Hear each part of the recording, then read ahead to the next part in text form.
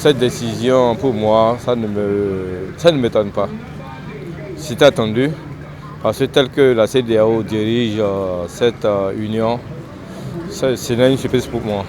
Parce que vraiment, quand on prend le temps de condamner les coups d'État militaires dans certains pays comme le Burkina, le Niger, le Mali, et qu'on laisse faire certains coups d'État constitutionnels dans la même sous-région, ce n'est pas étonnant que ces trois pays en arrivent à se retirer de cette organisation sous-régionale.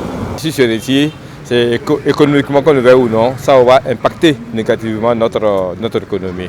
Et je veux espérer que le président Tinubu et autres, de ces pays de la sous-région, vont quand même remettre à bas la terre, négocier pour que vraiment on trouve des solutions durables.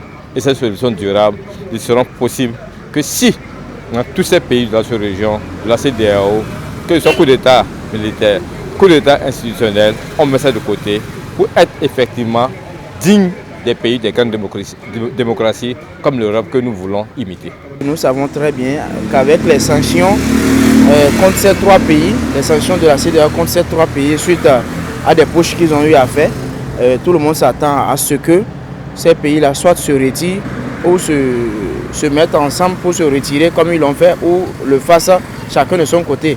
Mais ils ont été plus malins que ce que nous avons tous espéré. Ils se sont mis ensemble et ils ont fait une union entre eux. Ils se sont retirés ensemble. Donc désormais, ils font impression qu'ils sont tous les trois ensemble. Déjà, c'est une force et c'est très important pour les peuples africains. Je crois que c'est un coup dur pour le Bénin. En ce sens que nous savons très bien que ce qui contribue plus à l'économie du Bénin, c'est le port. Et vous voyez, le Bénin dessert les pays de l'Interland, dont le Niger et le Burkina Faso. Ces deux pays se retirent, ça fait un grand bouleversement, ça fait une grosse perte pour l'économie d'abord du pays. Et au niveau du plan relationnel, j'allais dire, et ça impacte beaucoup d'autres choses.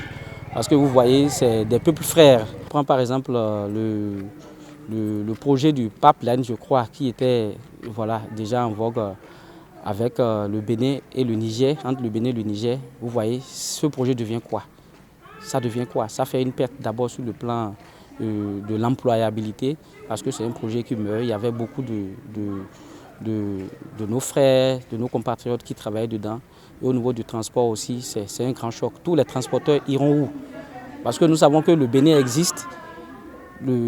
En matière de transport, c'est grâce au Niger et au Burkina Faso. Mais ceci, c'est fermé. Donc ça veut dire que le secteur du transport aussi a pris un coup.